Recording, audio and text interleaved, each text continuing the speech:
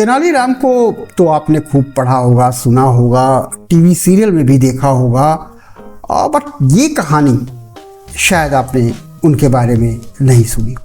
कृष्णदेव राय नाम के जो राजा थे, उनके दरबार में तेनालीराम हुआ करते थे और एक बहुत ही हाजिर जवाब शख्सियत होते थे। दक्षिण में उनका नाम वैसे ही प्रसिद्ध है जैसा हमारे वहाँ बीरबल का। तेनालीराम ने कृष्णा जिले के तेनाली नामक एक गांव में एक ब्राह्मण के घर जन्म लिया। नाम रखा गया रामा, लेकिन जब वो मशहूर हुए उनका नाम रामा से तेनालीरामा हो गया। जब भी छोटे थे तभी बहुत अच्छी तरीके से बोलते थे, बड़ा अच्छा भाषण देते थे, उनकी बुद्धि बहुत तेज थी, सुंदर भी थे। एक बार एक साधु उनके गांव से गुजरा, उसने तेनालीराम को देखा और इतने सुंदर बच्चे को देख करके वो बड़ा खुश हुआ। उसने कहा, आओ मैं तुझे एक साधना बतलाता हूँ और उससे तू बहुत सफल हो जाएगा।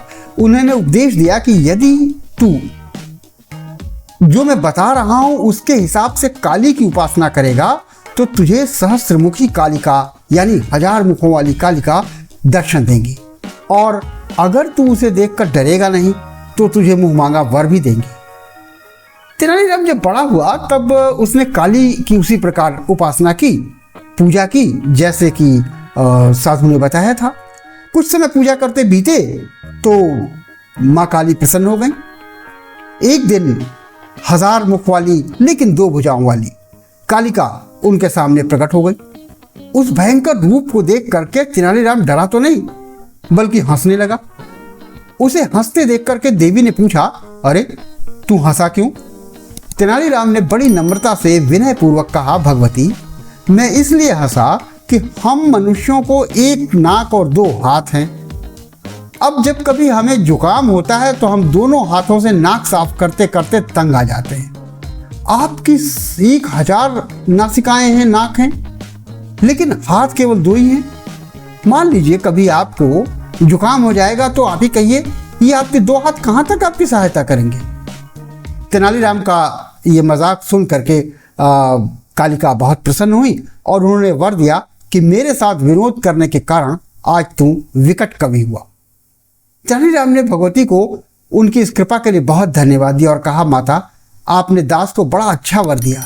आपकी दी हुई विकट कवि की पदवी को मैं बाईं ओर से पढ़ता हूँ तो भी विकट कवि होता हूँ, और अगर दाहिनी ओर से पढ़ता हूँ तो भी विकट कवि होता हूँ।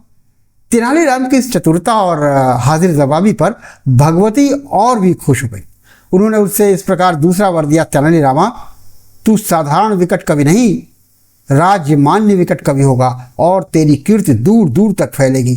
तब से तेनालीरामा के विकट कवित्व की प्रशंसा सब ओर होने लगी और बहुत थोड़े ही दिनों में वह विजयनगर के राजा के यहाँ विकट कवि के रूप में नियुक्त हो गया।